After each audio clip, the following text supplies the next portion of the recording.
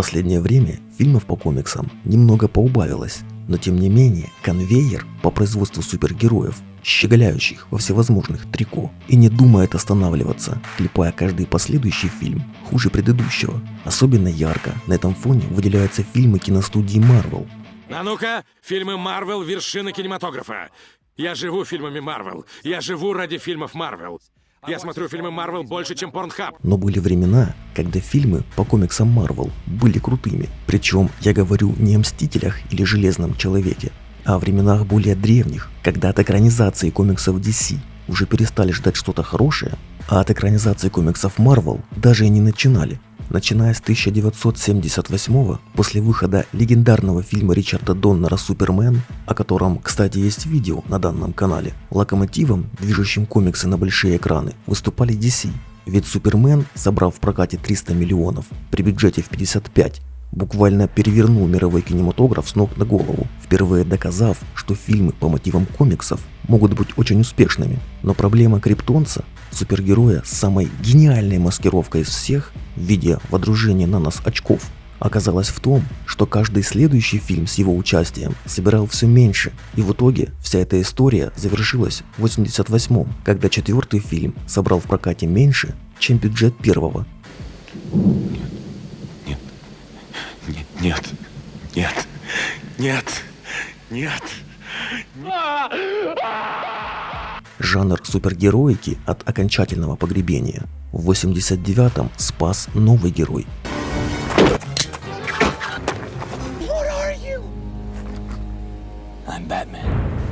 Который при 48-миллионном бюджете умудрился насобирать 411,5 миллионов. Но история Остроухова также закончилась весьма печально, когда в 97-м вышел «Бэтмен и Робин», который при 125-миллионном бюджете едва наскреб 238, что с учетом затрат на маркетинг уводит его в минус.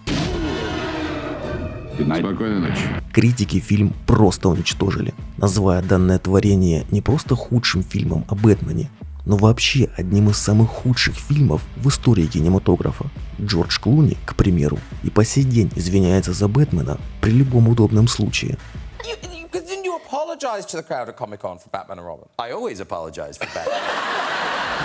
В общем, после данного кинополотна все планы на дальнейшие сиквелы, приквелы и спин-оффы про Человека-летучую мышь накрылись медным тазом с таким грохотом, что было снимать фильмы по комиксам у голливудских киностудий убавилось окончательно. Вернее, убавилось пыла экранизировать комиксы DC. А вот что касается Marvel, то там и убавляться-то было нечему.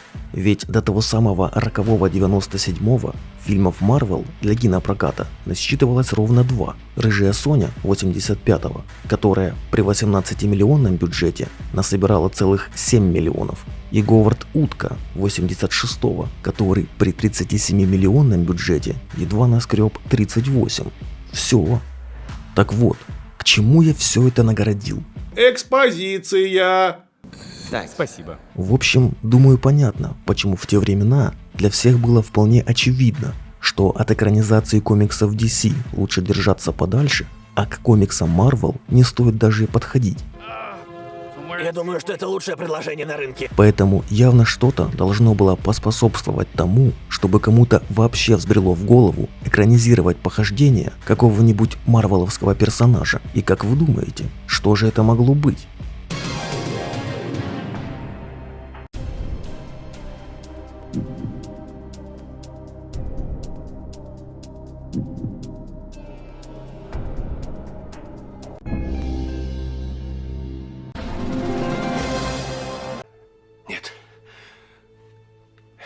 Я не верю вам. Так не может быть. Сам в шоке. Все началось еще в 92-м, когда продюсер Питер Франкфурт поспособствовал выходу на свет фильма «Авторитет», рассказывающий о нелегкой судьбе 4 чернокожих подростков, проживающих в Гарлеме.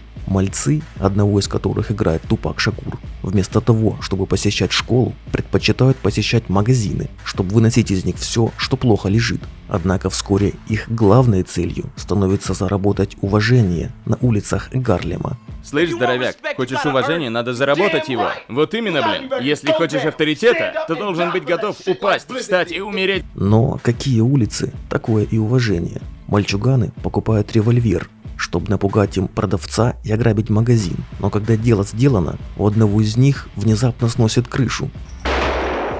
И весь план идет по известному месту. При своем бюджете в $5 миллионов фильм заработал 20. Слышь, вот теперь у тебя есть авторитет. И богатый белый продюсер сразу смекнул, в какую сторону нужно двигаться. Ведь если ему удалось сорвать банк с дешевеньким фильмом про крутых черных, то что же будет, если подобному фильму добавить денег, а главного персонажа сделать, скажем, супергероем? С этой чудесной мыслью он отправился в издательство Marvel. Почему именно Marvel? Да хуй его знает. Он спросил, нет ли у них кого-нибудь подходящего на примете. Стэн Ли, один из ключевых сценаристов, на пару с Ави Арадом, выступавшим в ту пору продюсером нескольких мультсериалов, посоветовали ему крайне занимательного персонажа Блейда, человека без сомнения серьезного, как-никак клинками орудует, джазом увлекается, да еще и вложений финансовых особо не требует, так как нет у него ни паутины, ни лазеров из глаз, да и летать он в общем-то тоже не мастер. Взяв Блейда на карандаш, Франкфурт отправился к Майклу Де Луке, главе киностудии New Line Cinema, а также, по совместительству, большому любителю комиксов, в надежде на то, что сможет получить на фильм около $10 миллионов, сказав, что хочет создать нечто, что походило бы на хип-хоп фильм от Marvel. Де Луке идея понравилась. Он видел все это чем-то средним между боевиком и комедией. На главную роль рассматривался рэпер LL Cool J, который идеально подходил на роль ироничного и веселого персонажа. Однако, когда к проекту подтянули Дэвида Гойера, ответственного в ту пору за сценарий второго Кикбоксера, а также второго Ворона, то от веселости не осталось и следа, потому как сценарист ничего веселого в Блейде никогда не замечал. Гойер был фанатом Блейда еще с 7 лет, когда прочитал о нем в комиксах «Гробница Дракулы». И понравился он ему как раз из-за того, что был самым крутым супергероем из всех, о которых он когда-либо читал. Он был не похожим на остальных, словно бы из другого мира, более реалистичного, мрачного, жестокого.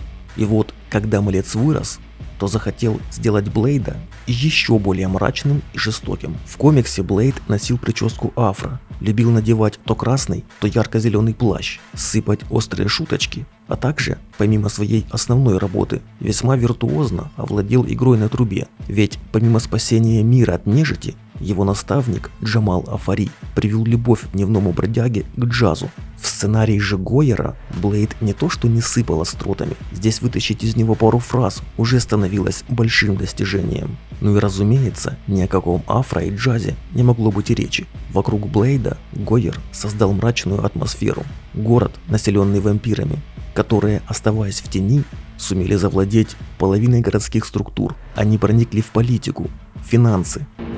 Пойми, они везде. Ты уже встречалась с ними, но точно не определишь, где они. Они купили полицию, поставили себе на службу людей, которые в надежде на то, что однажды хозяева обратят их в вампиров, беспрекословно выполняют любые приказы. Точно в плохом сне. Например?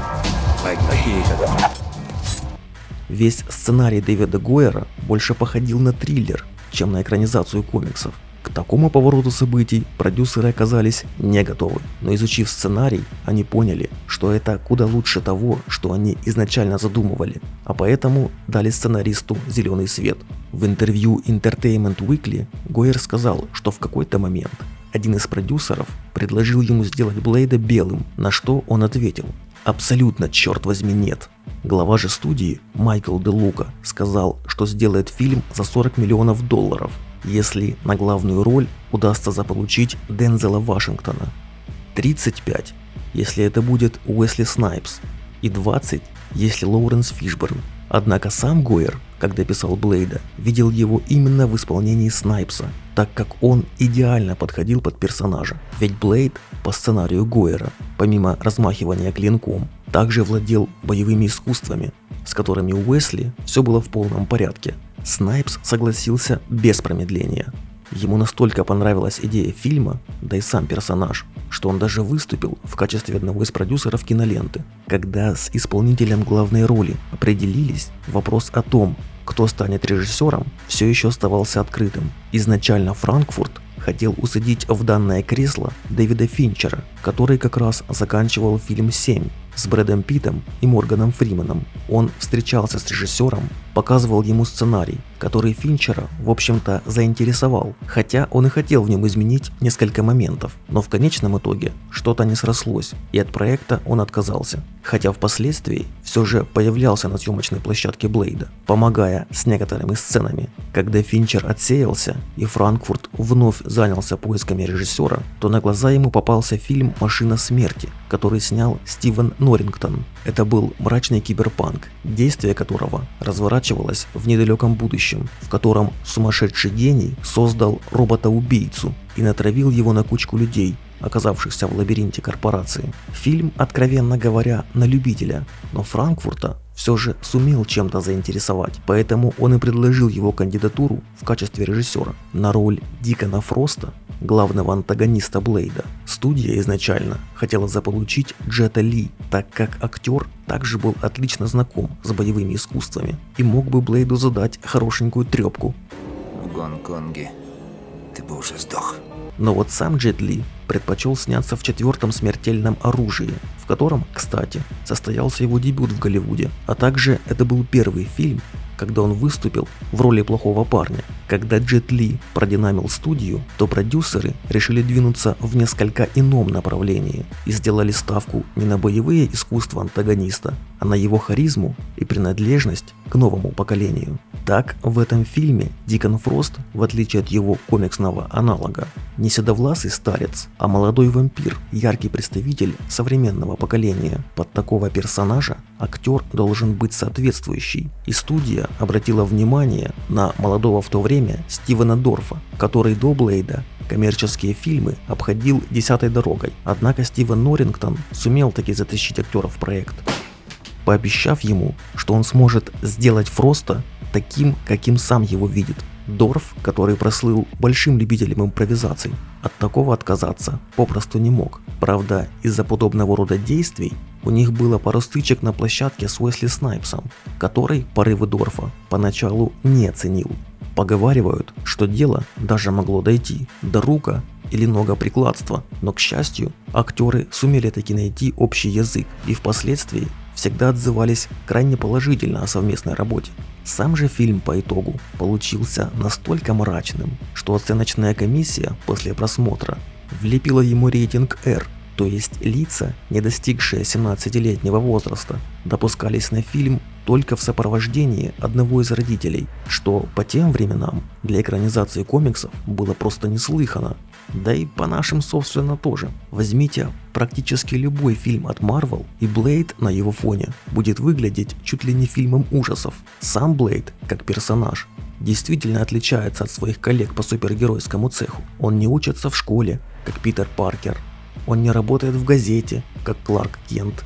У него нет миллионов, как у Брюса Уэйна. У него вообще нет жизни вне охоты на вампиров. Правда, и на это дело он зарабатывает весьма оригинальным способом.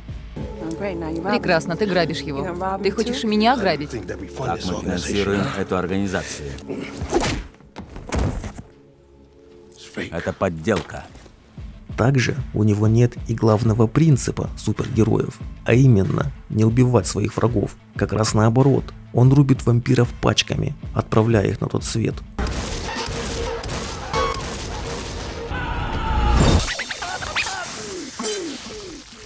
Правда, вопрос в том, применим ли вообще термин убийства к нежити. Но Гойер-то в своем сценарии продвинулся еще дальше. Ведь под руку Блейда попадаются не только вампиры. Чувство жалости он не испытывает и к людям, которые им служат. Для лучшего понимания всей той вакханалии, которая творится во вселенной Блейда, Дэвид Гойер поместил в нее совершенно обычную девушку, Карен Джонсон, работающую в больнице гематологом. Она случайно подвергается нападению вампира и ввязывается во все это мрачное повествование. Тут же нам дают понять, что Блейду абсолютно плевать на Карен. Абсолютно. Он бы так и прошел мимо нее, бьющуюся в агонии. Ну или скорее всего, проткнул бы ее мечом, если бы она не напомнила ему точно так же бьющуюся когда-то в агонии его мать. То, что в мире Блейда заниматься такими вещами, как спасение жертв, которые уже подверглись укусам, не особо принято, подтверждает и его партнер по охоте на кровососов Уислер, когда тот привозит девушку в их логово. Ты должен был убить ее. Я знаю. Но я не сделал этого. Наблюдай за ней. Если она начнет превращаться, ты убьешь ее. Или я сделаю это. Далее в сценарии Гойера была сцена, которую продюсеры все же приказали пустить под нож, так как, по их мнению, это уже был явный перебор. В логове Блейда Карен обнаруживала банку с младенцем-вампиром, на котором Уислер вместе с Блейдом ставили эксперименты для создания биологического оружия против вампиров. Вообще, весь мир Блейда, а также его правила, можно охарактеризовать одной единственной сценой. Проснись. Мир, в котором ты живешь, это макушка, покрытая сахаром. Не существует другой мир. Под ней настоящий мир. Если ты хочешь выжить, учись нажимать на курок. Отдельного упоминания также заслуживает и главный антагонист фильма Дикон Фрост, наблюдать за которым порой становится чуть ли не интереснее, чем за самим Блейдом. Дикон является вампиром-полукровкой, то есть он был обращен после укуса, а значит вход в те самые элиты, которые управляют городом, для него закрыт, ведь там могут находиться только те, кто были рождены вампирами, то есть чистокровные. Фроста, разумеется, данное положение дел не устраивает, поэтому он ведет негласную войну против вампирской верхушки. Он хочет разрушить до основания старый мир с его законами, в котором вампиры сотрудничают с людьми. Наше существование зависит от нашей способности смешения и нашего благоразумия. Возможно, сейчас тот момент, когда мы забыли о благоразумии. Мы должны руководить людьми, а не, бегая вокруг, устраивать развлечения в подворотнях. Дьявол! Эти люди наша еда, а не наши союзники. Мы живем так уже тысячи лет. А кто ты такой, чтобы судить нас? Кто ты? Ты даже не чистокровный. Я родился вампиром, как и каждый представитель этого дома. Но ты, Фрост, тебя просто превратили. Цель Фроста – обратить весь мир в вампиров, для чего он хочет пробудить их бога, Ламагру. Здесь, правда, возникает вопрос, каким образом тогда вампиры смогут добывать себе пропитание? А на это отвечала сцена, которая, к сожалению, была вырезана. Если ты превратишь всех в вампиров, чью кровь ты будешь пить? Я покажу тебе.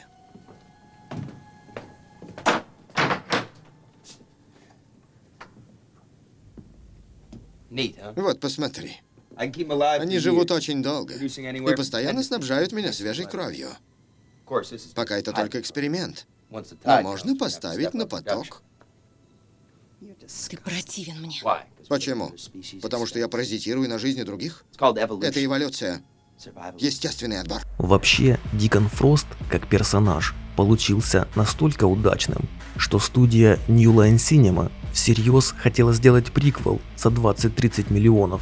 Но, как потом говорил сам Стивен Дорф, между New Line и Marvel было так много драмы из-за того, кому принадлежали права, что они попросту не смогли договориться. Верить словам Дорфа или нет, я не знаю. Но Marvel вполне могла заточить на студию зуб, ведь при итоговом бюджете в $45 миллионов студия смогла заработать в прокате 131 миллион, что принесло ей около 40 миллионов чистой прибыли, из которых Marvel отсыпали целых 25 тысяч. Согласитесь, было от чего впасть в уныние.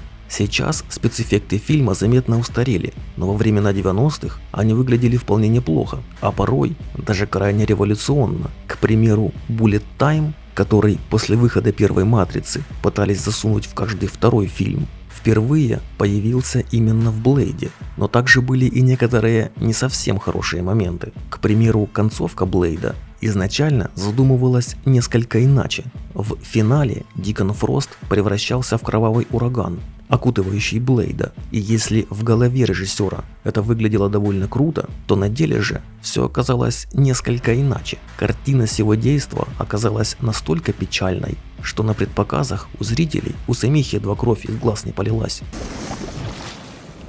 Разве тебе не весело, Блейд? Я знаю, весело. После того, как я покончу с тобой, я поимею все человечество. Поэтому концовку решено было заменить битвой на мечах, которая выглядела заметно эффектнее. Стивену Дорфу для этой сцены пришлось с нуля научиться фехтовать, а так как из-за красных линз актер ничего особо и не видел, то пришлось ему это делать едва ли не вслепую. В этом фильме впервые должен был появиться Стэн Ли в качестве камео. Он должен был сыграть одного из полицейских, явившихся на место сражения Блейда с вампирами в ночном клубе. Однако, когда режиссер просматривал отснятый материал, то решил, что пожилой Стэн смотрится в этой роли не особо убедительно, и поэтому камео Ли безжалостно вырезали. Вообще, влияние Блейда для будущих экранизаций комиксов Marvel сложно переоценить. Разумеется, будущую многомиллиардную кинофраншизу создал Железный Человек, но возможно, что никакого Железного Человека не было бы вовсе, если б в 98-м мир не увидел фильм о похождениях Дневного Бродяги. Если понравился ролик, подпишись на канал, поставь лайк, ну а если не понравился... Ладно, хуй с ним.